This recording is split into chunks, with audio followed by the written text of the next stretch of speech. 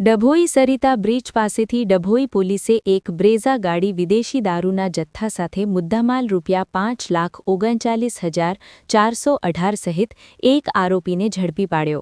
Operation Parakram અંતર્ગત આજરોજ JM Chavda police inspector Dabhoi police station નાઓને બાતમીદારથી ચોક્કસ બાતમી હકીકત મળેલ કે એક સફેદ કલરની મારુતિ સુઝુકી કંપનીની બ્રેઝા ગાડી નંબર GJ34B9154માં એક ઇસમ ભારતીય બનાવટનો વિદેશી દારૂનો જથ્થો ભરી લઈ સંખેડા હાંડોદ તરફથી કરણેટ ડભોઈ થઈ વડોદરા તરફ જનાર છે, જે હકીકત આધારે પોલીસની એક ટીમ ડભોઈ સરિતા બ્રિજ ઉતરતા GEB ઓફિસની સામે બાતમી હકીકતવાળી બ્રેઝા ગાડીની વોચમાં હતા. તે દરમિયાન સફેદ કલરની મારુતિ સુઝુકી કંપનીની બ્રેઝા ગાડી નંબર GJ34B9154ની ડભોઈ તરફના રોડ ઉપરથી આવતી જણાતા ખાનગી વાહનથી આડાશ કરી બ્રેઝા ગાડીને રોકી રોડની સાઇડમાં લેવડાવી ઊભી રખાવી કોર્ડન કરી પકડી પાડેલ. જે બ્રેઝા ગાડીમાં તપાસ કરતા ગાડીની અંદર એક ઇસમ હાજર મળી આવેલ તેમજ બ્રેઝા ગાડીમાં તપાસ કરતા ભારતીય બનાવટનો વિદેશી દારૂનો જથ્થો મળી આવતા